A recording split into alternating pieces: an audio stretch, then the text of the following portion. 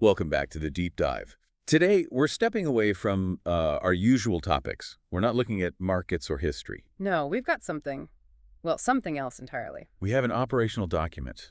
It's an employee orientation manual for a place called Outpost 9, and it reads like a survival guide for a waking nightmare. It really does. Outpost 9 is a gas station, but the key detail is its isolation. It's 80 miles from anything you'd call civilization. Right. And our mission today is to treat this document as if it's real, as a set of life-or-death instructions for working the night shift. The 11 p.m. to 7 a.m. shift, to be Yeah. exact, the manual is very clear about the stakes right from the beginning. It says, we do not offer a second warning. That line just sets the tone, doesn't it? Yeah. The pay is triple minimum wage, but you're clearly being compensated for something much more than just stocking shelves. Absolutely. The environment is described as actively hostile. The level of detail here, the specific times for specific threats, it tells you that survival is not guaranteed. It's earned. Okay, so let's just dive right in. Section 1 seems to cover the first part of the night. These are the quiet threats. Right. The ones that require more psychological discipline than anything else. And the first one kicks off pretty early. Rule 1. It's 12:15 a.m., and the fluorescent lights in aisle 4 start to flicker. But it's not just a faulty ballast. The manual is explicit. They're flickering in Morse code. Which is such a terrifyingly specific detail. An intelligent message is being broadcast, and you are forbidden from hearing it. Exactly. The rule is, do not look up, do not stop mopping the floor, and you have to keep humming. The humming part is brilliant in a horrible way. It's a low-level cognitive task designed to occupy your brain just enough so you can't focus on the code. And it says the flickering will stop if it realizes you're listening. So it's not just a broadcast. It's aware of you. It's a trap for the curious. And while that's happening inside, something else is happening outside. Outpost 9 gets some very unique customers. Yeah, rule 2, the staring regular. A 1950s black sedan pulls up to pump 6. And the driver just sits there, staring, never gets out of the car. It's that slow, persistent, silent threat. The fear comes from the inaction, from just being watched. And the instructions are very clear. Do not authorize the pump. Turn your back. Lock the main door. But there's an escalation, right? A Well, trigger. yeah, there is. If he honks his horn, you hide. You dive under the counter. That one sound is the signal that the passive observation is over. And imagine waiting for that, for hours maybe, just waiting for that one single sudden sound. The dread would be immense. It's pure psychological warfare. Yeah. But then the shift moves into something a bit more tangible. A bit more biological, let's say. Yes. Section 2. At 2 a.m., you have to go into the walk-in freezer. You have to meet Jerry. Ah, Jerry, the massive gray biological matter behind the ice cream. I can't get over the name, Jerry. It's so mundane for something so obviously horrifying. That's the point, I think. It's to normalize the grotesque. The rule says Jerry is harmless, but there's a condition. Only if he's fed. You have to give him a package of raw hot dogs. It's an appeasement, a ritual you have to perform. But then the rule gets even weirder. Oh, it does. It says you can pet Jerry. If he purrs. If he purrs. What is that? You're supposed to treat this acidic sludge monster like a house cat. And then immediately it warns you that his slime is acidic and you have to wash your hands right away. It's this incredible whiplash. So it's not a pet. It's a contained hazard that management has decided is easier to feed than to remove. Exactly. Your job isn't just to sell gas. It's to maintain these bizarre truces with the local fauna. And just when you think you've handled the weirdest thing on your checklist, the clock hits 3:33 a.m. The fatal phone call. Rule 4, this one is pure dread. The landline rings for exactly 1 minute, and the caller ID. It's your own home number. It's chilling. The rule is simple. Do not answer. Because if you do, the voice on the other end is your own. And it's not a friendly voice. It's you, describing in perfect detail how you're going to die in the next 5 minutes. And the manual ends that rule with, it is best to remain ignorant. It's weaponized knowledge. The threat isn't an attack. It's the certainty of one.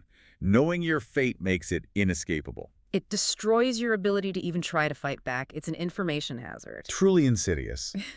Okay, we're moving deeper into the night now. The 4 to 5 a.m. window, this is when the tall man arrives. Rule 5, this is another one of the customers. He's about 7 feet tall, trench coat, wide-brimmed hat. Classic shadowy figure stuff, but with a twist. A major twist. Where his face should be, there's just smooth, pale skin, no eyes, no nose, no mouth.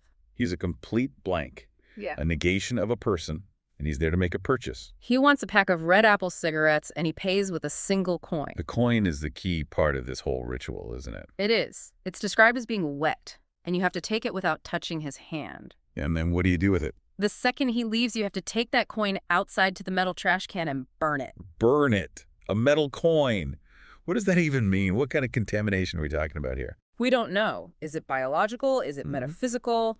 All we know is that this currency is so tainted it must be destroyed with fire immediately. It's like you're handling radioactive material. Which brings us to what might be the most terrifying part of this entire manual. I think I know what you're talking about. It's the ultimate betrayal.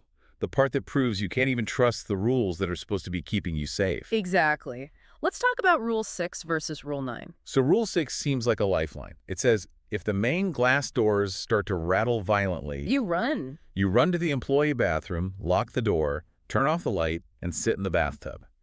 It claims the bathroom is consecrated ground, a safe zone. A sanctuary. It's a promise of safety when you're most terrified. And then a few pages later, Rule 9 appears. In all caps. Ignore Rule 6. It's so jarring. And the reason why is, it's just sickening. It is. It says the previous employee, a guy named Mark, was found in the bathtub. Or, as the manual clarifies with this horrifying precision, at least most of his skin. So Mark followed Rule 6. And it got him skinned alive. And the management knows this. They know the rule is a death trap, and they leave it in a book. It's a test. A horrific, deadly intelligence test. They are checking to see if you are paying attention, if you can spot the contradiction. So what's the real rule?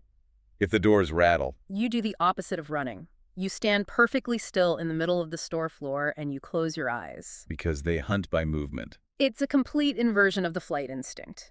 The thing that feels safest running and hiding is what will kill you. The malice of leaving Rule 6 in there is almost worse than any of the creatures. It's institutional betrayal. And the night's not even over. As you get closer to dawn, the final tests begin. Even a moment alone can be dangerous. Rule 7. In that same bathroom, the one that is definitely not consecrated ground. You are warned not to look in the mirror for more than 5 seconds. What? Because your reflection lags behind reality by half a second. Just enough to make you question what you're seeing, Yeah. to disorient you. But if you look for too long, it gets worse. Your reflection can start moving on its own. It can smile wider than your face allows. No. I said no. That's pure psychological horror. Well- Your own face turns against you. It confirms that no space is truly safe. Not even your own reflection. And then the final environmental trick, the one that preys on your desperation to see the sun. The false dawn. Rule 8. The darkness outside can project an illusion of sunrise. So you think your shift is over, you think you're safe, but the manual gives you tells.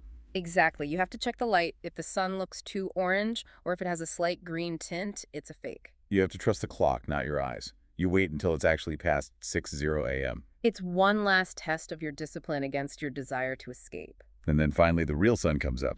Your replacement arrives, but you're still not safe, are you? Not quite. Rule 10, the imposter check. This one is so brilliantly mundane. You don't speak to your relief until they correctly name the current president. Because, as the note says, we have had imposters try to take over shifts before. Wow, so the entities aren't just trying to kill you, they're trying to infiltrate the system, to replace you. The paranoia has to last until the very second you are off the property. So if you're the one working this shift, you've survived.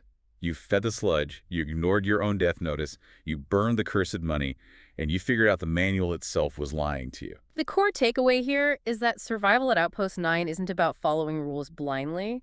It's about critical thinking under extreme duress. It's about spotting the lie in the text. That's the only thing that separates you from Mark in the bathtub. Precisely. The moment you stop thinking and just obey, you're lost. So here's the thought I want to leave everyone with. It's the question that really gets under my skin. Okay. We know management wrote Rule 9, the correction that saves your life. They acknowledge Mark's death, so. Who wrote Rule 6? Who wrote the original lie that lures you into the bathroom? Was it a previous version of management with a different agenda, or was it one of the entities itself learning how to edit the manual? Leaving a trap disguised as a safety tip. Something to think about. Yeah. Definitely something to think about next time you're at a lonely gas station late at night. Thanks for diving deep with us. We'll see you next time.